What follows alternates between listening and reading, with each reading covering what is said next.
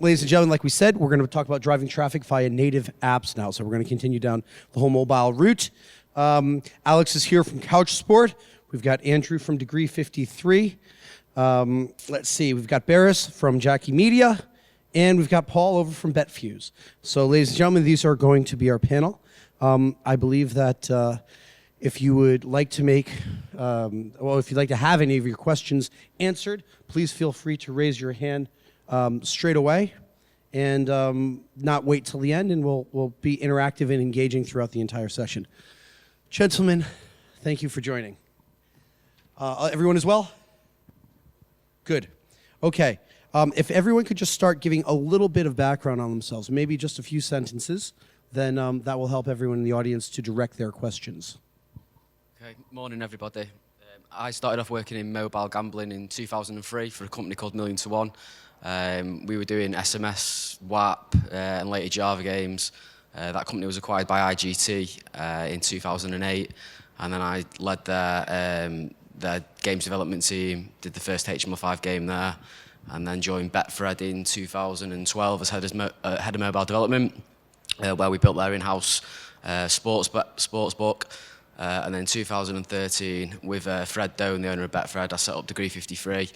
So we carry on doing Betfred's development, but also some other operators, a lot of affiliates, and some other stuff like financial services and e-commerce. Good morning, everybody. So my name is Alex, born and raised in Austria, but nobody's perfect.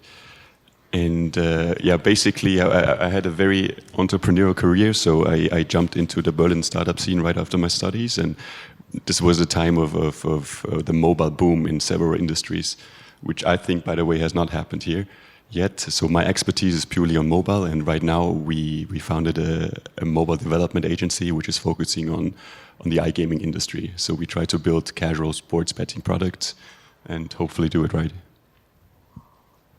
Good morning, everybody. My name is Baris, and I'm from JackyMedia, and this is the second company in this role from Berlin, along with Couchsport. What we do is we offer solutions for creating native mobile apps. Native mobile app. What was that? That wasn't we me. may have found Alan, and he may be in the toilet.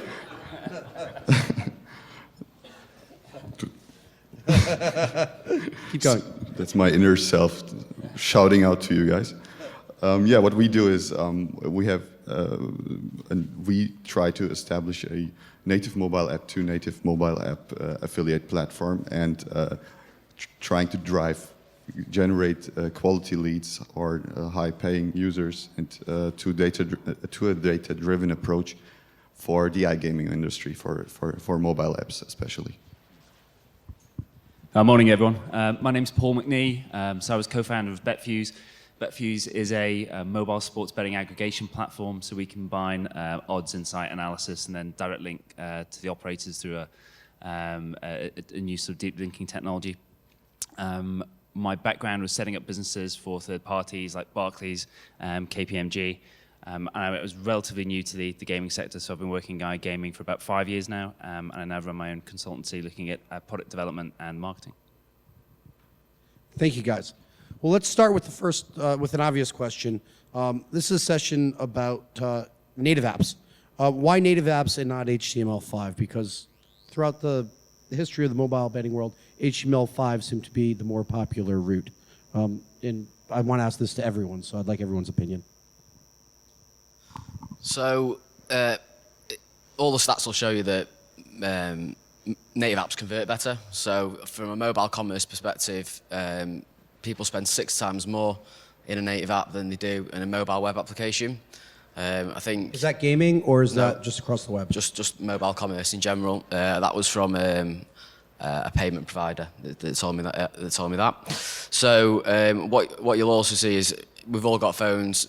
How long do you spend in a native app versus Safari or Chrome, depending on your device? It's obviously you spend most of your time in apps. It's from a perspective of coming from the web, where you're quite comfortable going in, googling something.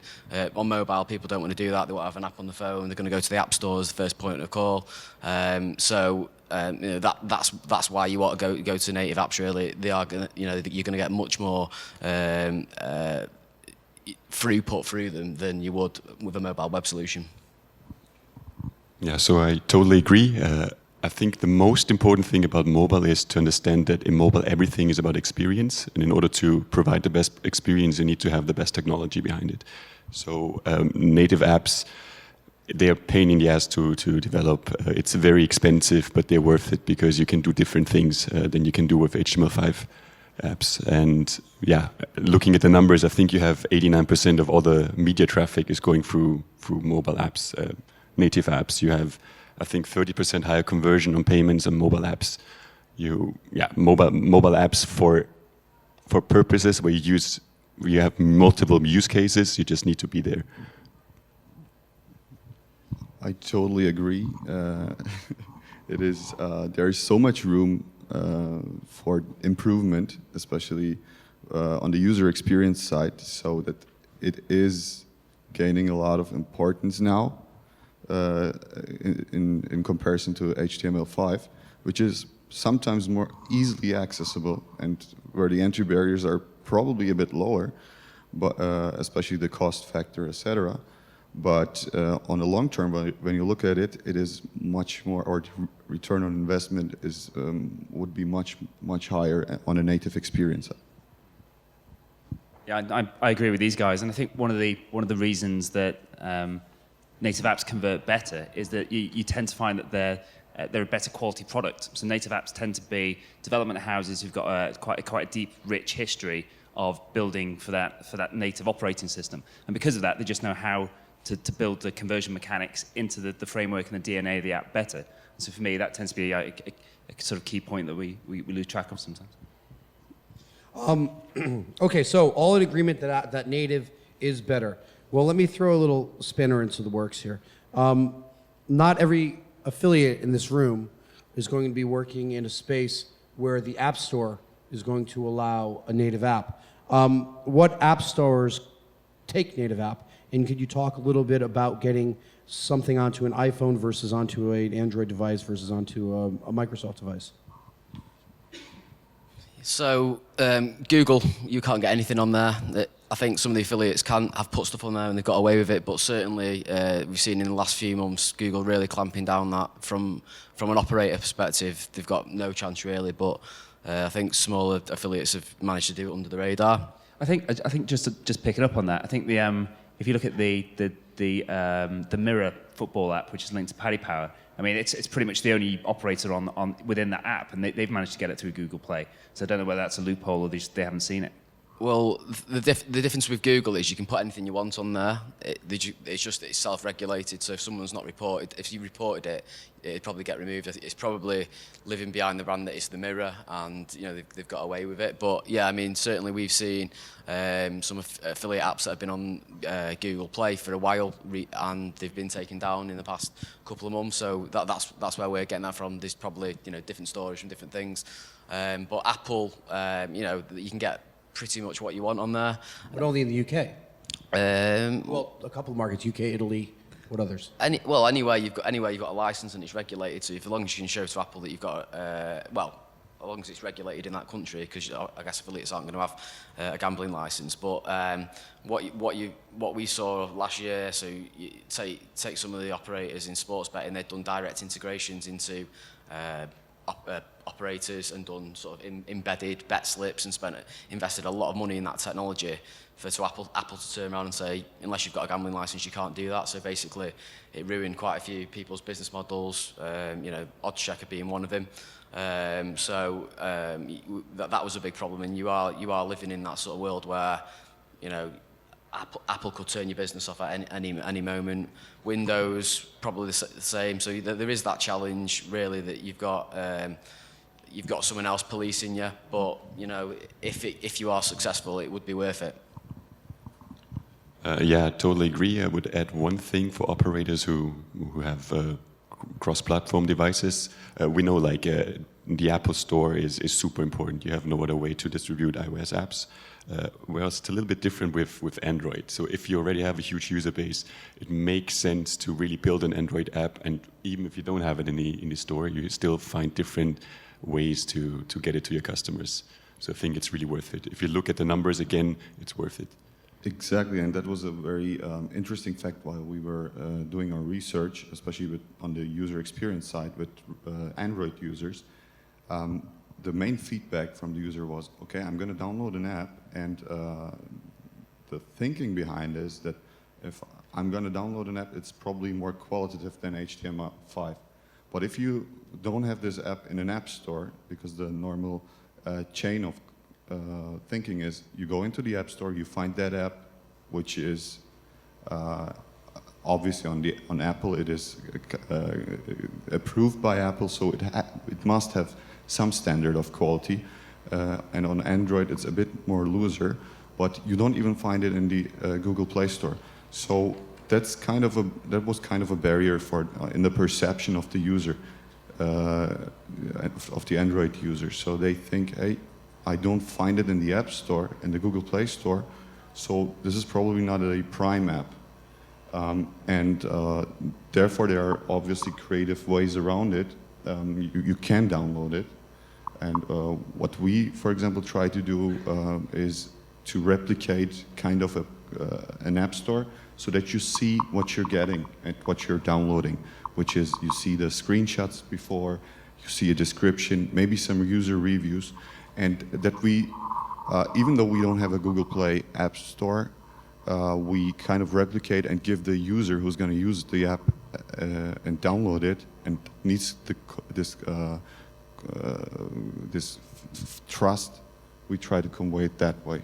So you've dressed up your own site, kind of like a version of an app store. We are working on that. So that when people download exactly. it, they could say, okay, exactly. this is something that people like. Exactly. Banana instead of an apple. Yeah, a little banana with a bite out of it. And little monkey bite. We tell them step by step how to download this APK and how to unlock if you have it restricted, and so that you have it on your phone. But still, it might not be that the most optimal solution, but it is one way around this whole restriction. So it's actually really clever. Do any affiliates out here have kind of an app store version for gaming sites? Well, I'm definitely launching one. Oh, you do? See, I'm going to launch one. We're going to compete. That's a really good idea. Paul? Yeah, and just on the point of the app stores, you do have a couple of app stores outside of the big two. So you've got people like GetJar, which is sort of a neutral ground, and GetJar have had a couple of billion installs. So you do have these third-party app stores. I think the problem with Android apps is as soon as you push a client to engage and install, they then go through the process. What does the install process look like? And it's completely different from Google Play. Google Play, you hit it, it's the trusted third-party site, so it drops straight in. As soon as you try and download it from anywhere else and you try and host the install, all of a sudden it's got all the warnings, the pop-ups. So the consumer themselves have got to walk through the process. And if they don't feel comfortable with that, then that's where that's the highest rate of abandonment right at that point. But what we tend to find is that once they actually go through and complete the install, they're actually more engaged because they've been through the big ball ache of actually getting it on the device in the first place. So, and because it's harder, they then do more with it, if you know what I mean. Makes sense. Now, I think the reason a lot of the affiliates in this room don't run in app stores because apps are very difficult. Well, a native app traditionally has been something that you couldn't really attribute the person sending the visitor to the Google store to. What's the solution? How does an affiliate get credit for sending someone to a native app? Wow. Why are you guys here? These are affiliates. The affiliates will get rewarded with a Lamborghini, for example. No, obviously you have to be a bit more creative. If you, it is more than a cost per click, obviously, and you squeeze one step between the download. Between the direct download. Okay. However, you simplify the whole process of downloading, as just previously described. You'll take him on the hand and drive him through until the download. So you have to be creative and work with the affiliate and reward him for that. and we are thinking of more a success-based, a performance-based compensation there. And when we're attributing the affiliate for sending the player to the App Store to get that download from the App Store, what tracking mechanism are we using to track that player to the affiliate? There are tracking server-to-server tracking solutions, third-party solutions on the market already, which work pretty fine. And this is actually important for affiliates who either have a lot of hooked up to a lot of operators, or who don't trust your service in the beginning, say who just want to try it out in the beginning. We have our own SDK developed for that, for tracking both sides, and we offer it, but we are also aware of the fact that we cannot push the affiliate to implement our SDK immediately. Andrew, you want to add something? Yeah. So a couple of years ago, it was Impossible. almost impossible. I mean, if you think about the sort of standard tracking what you do on the web, it's all cookie based. You can't do that. You can't do that via apps because it's all, you know, each app is sort of sandbox, so you can't get access to other areas, other people's cookies, etc. like that. So it wasn't. You couldn't happen. So what people have done is you done device fingerprinting, so it works out based on your IP address, your operating system, time of day, etc., all these sort of things that this person clicked through and then went on to register. So that's there now. There's sort of services like AppsFlyer, has offers, and just late last year, I know Income Access, who was speaking before, they've got their own SDKs now. So from that perspective, that's a problem that's solved. It's gone away. I don't see it as an issue anymore. Any audience questions at this point? Yes, great. Let me come with the microphone. Oh, Tracy's got the microphone. There you go. What do you know? Thank you, Tracy. Just over there.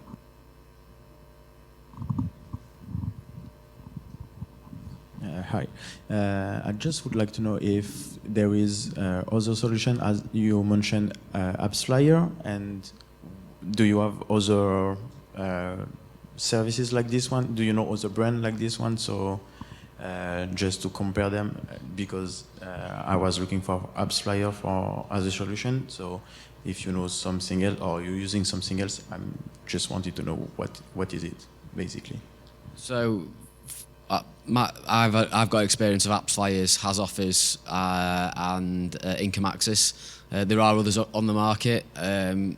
Those three that I mentioned all work, and there doesn't seem to be any issue with them at all. So I think the ones that are out there are just going to be much for muchness, and it's just what's going to suit your business really. They all work. So I guess from an affiliate perspective, you want to look at what reporting you can get from them and stuff like that. But technically, they all do the same job. Okay, because I heard that on AppsFlyer, normally they were blocked by Facebook when you try to get traffic from it. I don't know if it's true or not, in fact. If you don't know, maybe. I don't honestly know. Okay, thank you very much. I think part of the problem with some of that technology as well is ultimately it's controlled by the App Store. So if the App Store decide that they're going to change the rules, and you know what, they're going to put up some blockers to stop you tracking, then that's what they'll do. Because we've seen it happen a number of times to different companies that they've created one successful model, the App Store hasn't liked it, and so they've changed it. So you've got to be flexible enough to be able to flip and pivot if that does happen to the business. Great. I was going to start with asking if the mobile revolution has already happened. We kind of touched on it in the last session, but it sounds like the answer is yes. Would you say that becoming a mobile affiliate, if you're an affiliate, is an absolute necessity, or can I exist just being a normal web affiliate today, or am I just a dinosaur? So I would say Google in the last few months have changed their SERPs, so it flags up things that are mobile friendly and things that aren't. So from that perspective, at least you should be. Affiliates should have mobile covered. They should have the web covered. They should have tablet covered, you know, just by having a responsive website. That, you know, from a web-based perspective, that should just be a given from my side of it anyway. Whether someone goes into native apps or not, that's a decision that you need to consider. The point is, we were talking about, you know, apps are better and stuff like that, but if you're an affiliate which just lists the top 10 casino sites where all in effect you want someone to do is Google it, click on a link and go and register somewhere else, and not really that bothered about sort of retaining that user on your site, there's no real point in having a native app. So you just need to work out, is there an opportunity for apps? But yeah, I mean, the world we live in today, it's, you know, omni-channel. So if you're not sort of servicing that, you're going to fall behind. Can I be a bit controversial right now? Please. So you said that the mobile revolution happened. Yes, it's true. Everybody knows about mobile, but I think that especially in the iGaming industry, only a few people understand what mobile means. And I think the most important thing to understand is that the type of usage of mobile products is completely different to web products. And to me, it somehow feels like everybody is trying to put whatever they have on the web into their mobile devices, and then they're wondering why things are not working out. We know that the user journey from a download to an active customer is super, super tough, especially on mobile, because you don't have a lot of time. You don't want to spend a lot of time on money. You don't want to stay here and fill in 16 different fields. So understanding that and making the onboarding experience and the whole experience per se very, very good is super important. And this also leads to different products and different purposes. So really reconsider your mobile strategy. If you have an online casino, your app should just do one single thing and not everything. That's very, very important. So mobile is here, but only a few people doing it right until now. So because we're big on the native app on this panel, obviously. HTML5 not so much, because you're not getting the value. But why aren't you advocating a strategy that includes both native and HTML5, either developed separately or through a platform that can do both, like a Unity platform or something like that? Anyone? Have you? If you got the time and the money, great, yeah. But it's, I think if you've got limited dev resources, then you need to focus on the channel that's going to generate the most revenue, and that's native. I think if you want to run HTML5 as well, that's fine. But it's an extra platform to support. So if you've got the sort of scope and the resources to do it, then that's fine. The wisdom, though, and these panels in the past, is that oftentimes they've suggested not trying to build mobile in-house. And I think there were undertones of that in this panel earlier when you're saying, you know, a good native app builder will understand user experience and user journey. If you're going to outsource it, then why wouldn't you? I mean, you could answer that from like a Betfred perspective, because you've been through that. So I've got a company that builds native apps, so if anyone wants to outsource it, please come and see me. But I think the whole thing about native versus HTML5, so it all comes down to resource. So it's a lot, you know, most development teams, if you've been around a while, will have web developers. So it's not a great leap to start building mobile, and that's what you saw in the early days, and you saw, you know, a website just shrunk down to mobile. I think we've moved on past those days, but I absolutely advocate HTML5 and native. From a Betfred perspective, I think they've probably got 8 apps. 4 of them are fully native, 4 of them are hybrid applications. Probably all of them have a HTML5 My Account system, so you're not having to rebuild that every time. So the HTML5 is great. You know, there's no some of the apps you've got out there. I mean, if you look at Bet365 apps, that's a HTML5 app, very popular. Paddy Powers, I think all the main ones, bar, you know, Betfair, BetVictor, are web applications. No one seems to have a problem with them.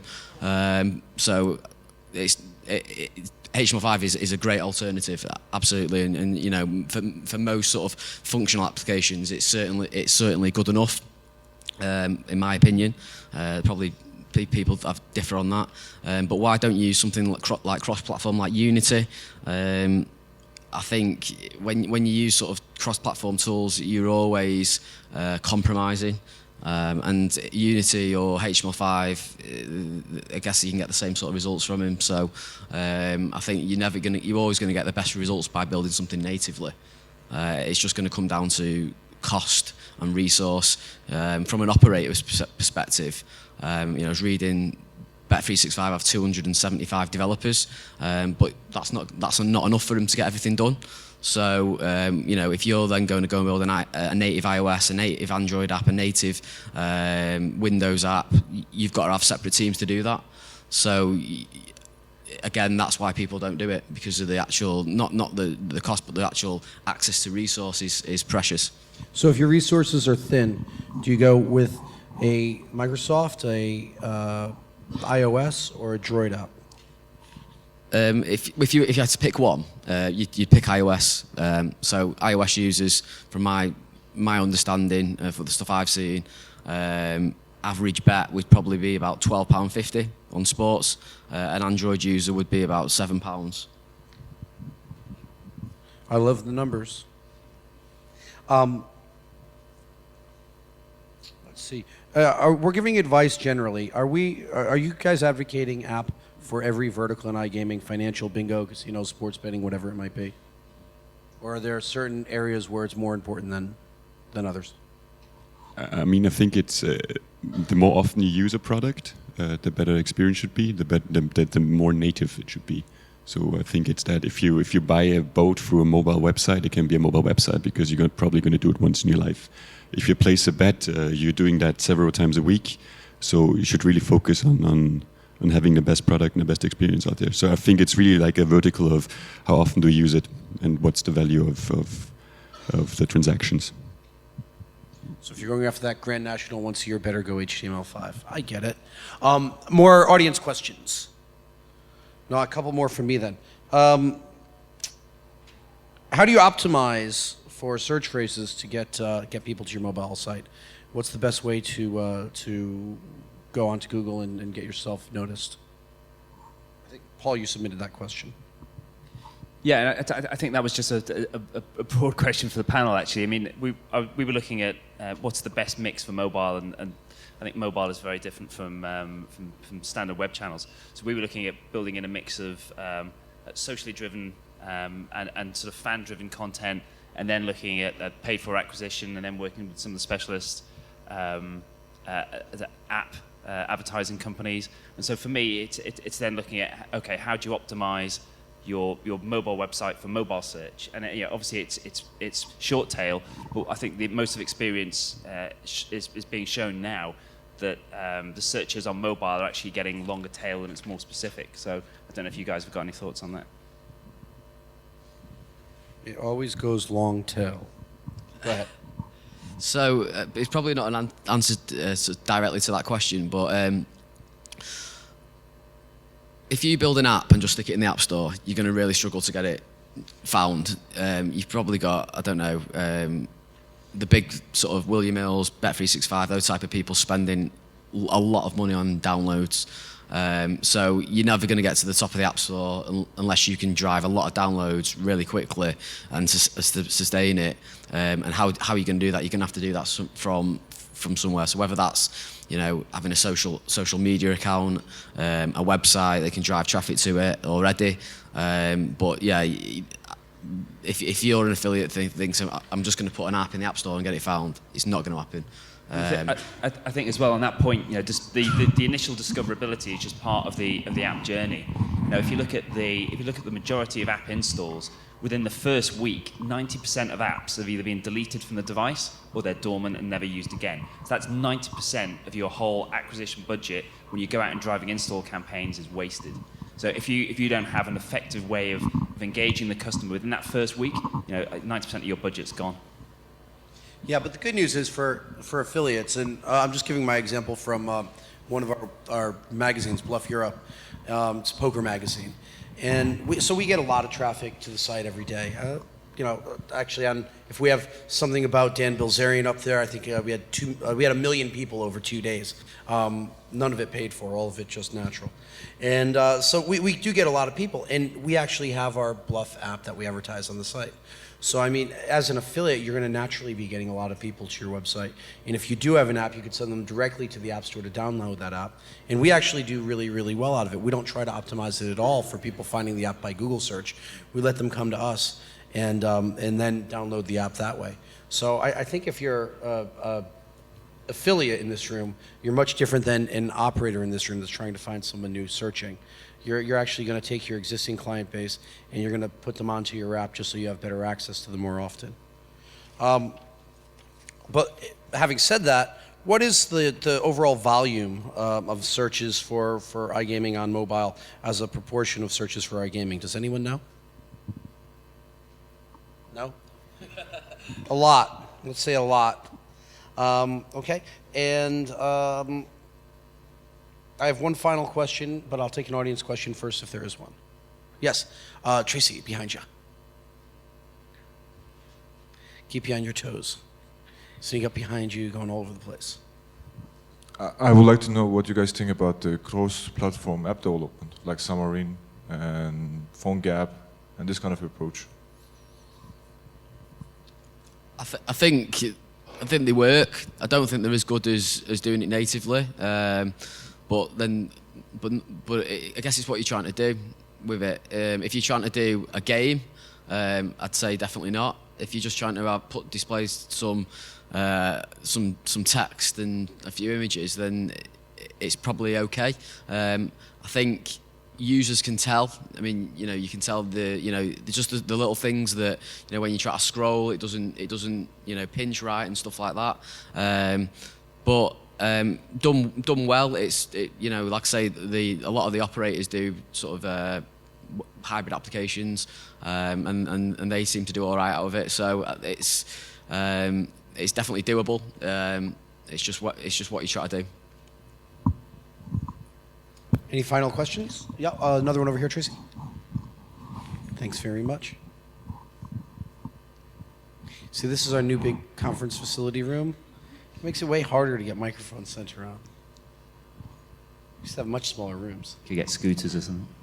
Yeah. Just in terms of engagement once they're in the app, I know obviously there's push notifications, but I'm trying to look into all the various different options. I mean, is there any, apart from push notifications, that you would sort of recommend that we use to keep people engaged and keep them coming back to the app? Yeah, you've got, I think sometimes people confuse push messaging and in-app messaging. So push messaging is used if you've got an active customer who's using their device, but they're not in your app. So you're using the push messages to drive them to open your app and engage. In-app messaging is where you're asking them to carry out a particular function, so it's more a conversion metric. So it's then about how do you recognize consumer behavior and give them something that they want to take them to. You could either do promotions, offers, you can give them updates on features, you can try and take them to new parts of the app that they've never been to before, so it's that element of discoverability. But yeah, absolutely, I mean, and in-app messages are a key part of actually engaging the consumer. I would also add one thing. I mean, messaging that's the messaging, right? But actually, what brings you back is a certain mechanisms, such as game mechanisms and so on. So you should really start from the phase of conceptualizing your products. You should try to have these kind of triggers in your app. So there are dating apps which bring you back because they tell you, hey, I've seen somebody else for you, or I just met the person that I have had a match with. So these are actually the things that get you back to the app. So think about them from the very beginning. So what's interesting for the user? What could be interesting for him? How can we engage him?